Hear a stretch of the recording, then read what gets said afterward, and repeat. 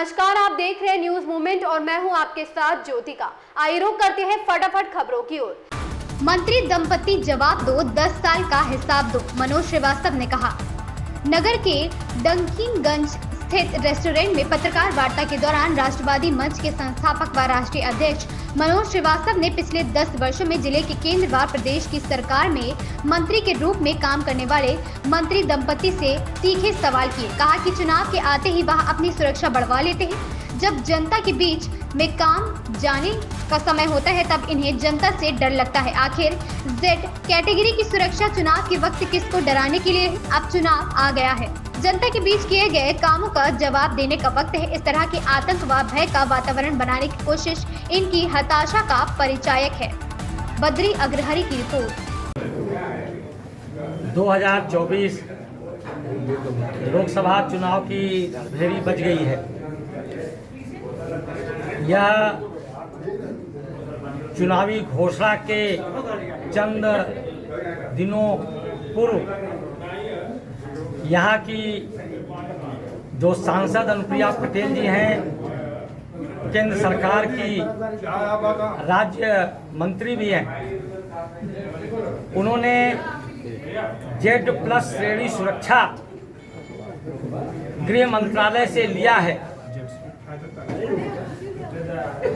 Z श्रेणी की सुरक्षा लेने के पश्चात मिर्जापुर की जनता आज ये प्रश्न कर रही है कि यह Z श्रेणी की सुरक्षा लेने के लिए जो ये विवश हुई हैं, किससे डरी हुई हैं? किससे डर है इनको? जब 10 वर्ष पूर्व यहाँ चुनाव लड़ने आई थी, चुनाव में तो 2 सिपाही पूरे चुनाव में इनके साथ घूमते थे और इनको खरोच भी नहीं आई थी और ये सांसद चुन करके गई। लेकिन आज 10 वर्ष बीतते बीतते ऐसा क्या हो गया कि आज इनको Z श्रेणी सुरक्षा लेनी पड़ रही है। मित्रों,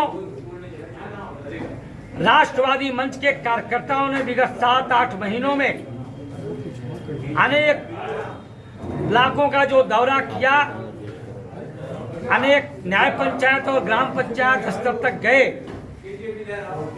आज मंत्री दंपति का सफेद झूठ और काला सच जन जन तक पहुंच गया है और आज जनता इनसे सवाल पूछ रही है। सांसद जी जवाब दो, अपने 10 वर्ष का हिसाब दो। और मुझे लगता है कि इसी से डरी और स्वामी सांसद ने Z श्रेणी की सुरक्षा लेकर के सुरक्षा के साए में चलेंगी। जनप्रतिनिधि को सहज होना चाहिए, सरल होना चाहिए, सर्व सामान के लिए उपलब्ध होना चाहिए।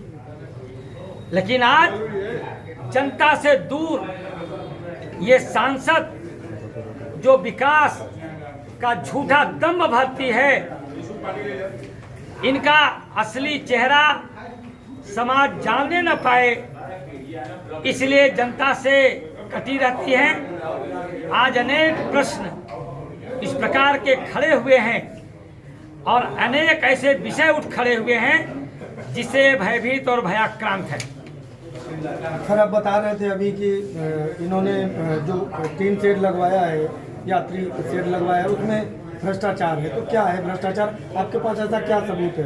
देखिए, ये RTI से आया हुआ है।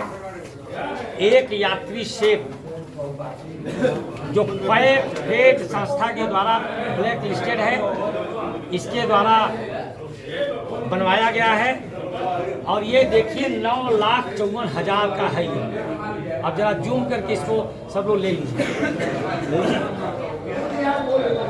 ये जो यात्री शेड है, यह मुश्किल से 80,000 75,000 में बन जाएगा, इसमें बनेगा। कुछ लोग जो कहते हैं 9,54,000 अर्थात एक यात्री शेड पे 8.5 लाख का। थाने के सामने हुई चोरी की घटना को छुपाने में लगी विद्यांचल कोतवाली पुलिस। चोर और चोरी का माल बरामद करने के बाद कार्रवाई के डर से चोरी छुपाने का प्रयास, दोनों पक्षों को कोतवाली बुलाकर सुलह का हो रहा प्रयास। कल देर रात चोरों द्वारा फ्रिज किया था चोरी, सीसीटीवी में देखने के बाद पुलिस ने चोरों को किया था माल समेत गिरफ्तार। विद्यांचल कोतवाली का मामला। संतोष गुप्ता की रिपोर्ट।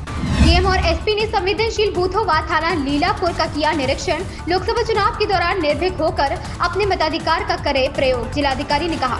प्रतापगढ़ जिलाधिकारी संजीव रंजन एवं पुलिस अधीक्षक सतपाल अंतिल लोकसभा सामान्य निर्वाचन 2024 को निष्पक्ष, पारदर्शी व शांतिपूर्ण ढंग से संपन्न कराने के लिए संवेदनशील बूथों क्रमशः विकासखंड लक्ष्मणपुर के प्राथमिक विद्यालय हंडौर एवं प्राथमिक विद्यालय सुंदरपुर का स्थलीय निरीक्षण कर संबंधित अधिकारियों को आवश्यक दिशा निर्देश दिए गए। निरीक्षण के दौरान डीएम व एसपी ने ग्रामीणों से संवाद स्थापित कर लोकसभा निर्वाचन में निर्भीक होकर अपने मताधिकार का प्रयोग करने की अपील की।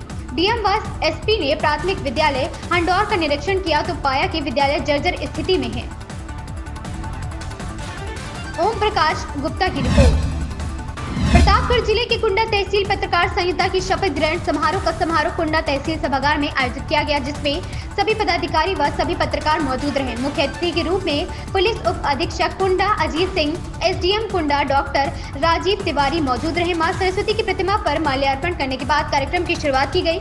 शपथ ग्रहण समारोह में पत्रकार राजेश तिवारी, सतीश दुरिया, मनमोहन, अजय मिश्रा, अब्दुल हाशमी, रूपेश शुक्ला, अजय मिश्रा, डिजन मिश्रा व समस्त पत्रकार बंधु मौजूद रहे। पत्रकारों की एकता की यह पल काफी सराहनीय। पत्रकारों पर हो रहे उत्पीड़न को तत्काल प्रभाव से बंद किया जाए, इसके बारे में शासन को ज्ञात कराया गया।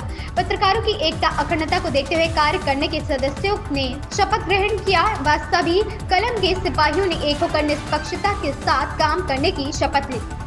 प्रतापगढ़ मानिकपुर से राकेश कुमार धुरिया की रिपोर्ट।